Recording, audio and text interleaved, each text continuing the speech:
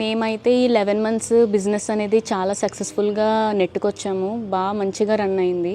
And ఈ issues వల్ల అయితే ఈ 11 మంత్స్లోనే క్లోజ్ చేసేస్తామని అస్సలు అనుకోలేదు. సో బిజినెస్ అయితే అఫీషియల్గా క్లోజ్ అయిపోయిందండి. సో నెక్స్ట్ ఏంటి అనేది ఒక డైలమాలో మేమందరం ఉన్నాము.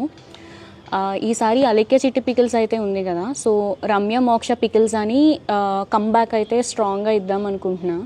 కాకపోతే ఇదివరకు ఉన్న సపోర్ట్ ఇప్పుడు ఉంటుందా లేదా అనేది నాకు అర్థం కావట్లేదు. ఖచ్చితంగా ఎక్కడో ఒక పాజిటివ్ వైబ్ అండి. మా ఎగ్జిస్టింగ్ కస్టమర్స్ కానీ, ఇంకా మా రిలేటివ్స్, ఫ్యామిలీ, ఫ్రెండ్స్ అందరూ, ఇంకా ఇన్స్టాలో మెసేజెస్ కూడా నేను చూస్తున్నాను ఈ మధ్యన, కామెంట్స్ కూడా, మీరు కమ్బ్యాక్ ఇవ్వండి, స్ట్రాంగ్గా ఇవ్వండి, మేము ఆర్డర్ చేస్తాం, సపోర్ట్ చేస్తాము అని అంటున్నారు. సో ఈసారి పెట్టబోయే బిజినెస్ ఏదైతే ఉందో రమ్య మోక్ష పికిల్స్ మీద, సో అది ఖచ్చితంగా అందరూ ఎఫోర్డ్ చేసే ప్రైజెస్కి మంచి క్వాలిటీ ఇస్తూ, మెయింటైన్ చేస్తూ మంచిగా బిజినెస్ అనేది రన్ చేద్దాం అనుకుంటున్నాం. అండ్ మెయిన్ థింగ్ ఏంటంటే కస్టమర్స్తో మాట్లాడడానికి ఒక పర్సన్ని అసిస్ట్ చేసుకుందాము అనుకుంటున్నాము.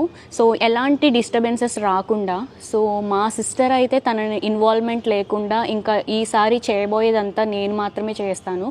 లాస్ట్ టైం అలెక్య చిట్టి పికిల్స్ బిజినెస్ అందరం కలిసి చేసాము. అండ్ ఆ బిజినెస్కి కూడా రమ్య మోక్ష అని పెడదామని ఆ రోజే అనుకున్నాను. కాకపోతే మా అక్క నేమ్ పెట్టడానికి గల రీజన్ ఏంటంటే, నేను ఆ టైంలోనే ఇండస్ట్రీలో మూవీస్ చేస్తున్నాను. సో పికిల్స్ పచ్చళ్ళు అమ్ముతుంది అంటే కొంచెం ఇండస్ట్రీ పరంగా కొంచెం బాగోదు. సో మా డాడీకి చెప్తే అలెక్య అక్క పేరు పెడదాము అనేసి అన్నారు. సరే అక్క ఏదైతే ఏంటి అందరం కలిసి చేసుకునేదే కదా అని అక్క పేరు పెట్టడం జరిగింది.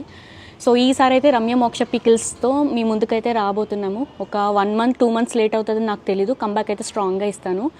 నేను ఒకటే కోరుకుంటున్నానండి, మీ నుంచి నాకు ఇంతకు ముందు ఎలా అయితే సపోర్ట్ నన్ను చేశారో సేమ్ అదే విధిగా ఇలా కూడా చేస్తారని నేను నమ్ముతున్నాను.